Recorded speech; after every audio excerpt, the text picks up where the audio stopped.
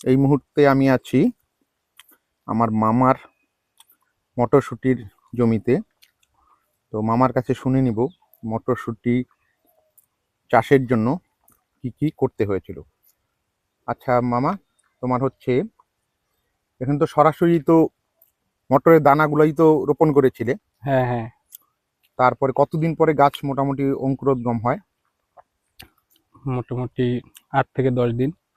8 থেকে 10 দিন পরে অঙ্কুরোদ্গম হয়।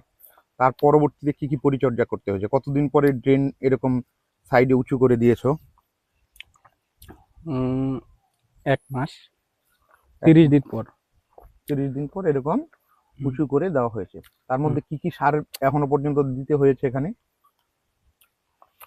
সেরকম কোনো চাষ দেওয়া হয়নি। জিঙ্ক সোয়াগা, জিঙ্ক দিয়েছো, সোহাগা দিয়েছো, আর কি? 10-26 আর জৈব সার। জৈব সার দিয়েছো।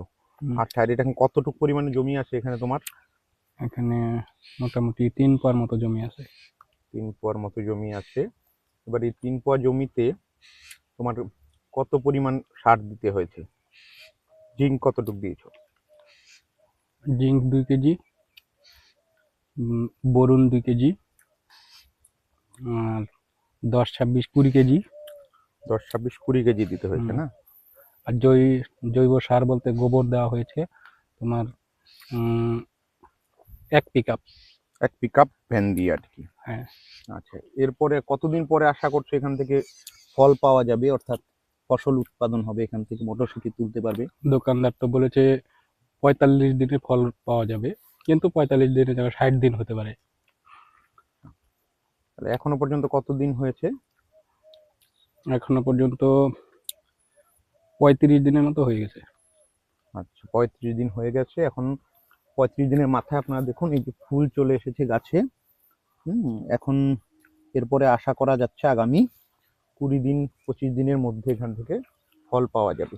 এক- অনেকে এটাকে এখান থেকে শাক হিসাবে এটাকে বাজারে বিক্রি করে। এই যে মাথার যে অংশটা আছে, এই অংশটা হচ্ছে কেটে নিয়ে বাজারে শাক হিসাবে ব্যবহার করে, অনেকে বিক্রি করে, সেটাও লাভজনক। আবার অনেকে এখানে ফল হিসাবে, এখানে অর্থাৎ সবজি হিসেবে এটাকে ব্যবহার করা হয়। তাহলে যাই হোক, আমরা হচ্ছে আজকে ওনার কাছ থেকে মটরশুঁটি চাষ সম্পর্কে শুনে নিলাম।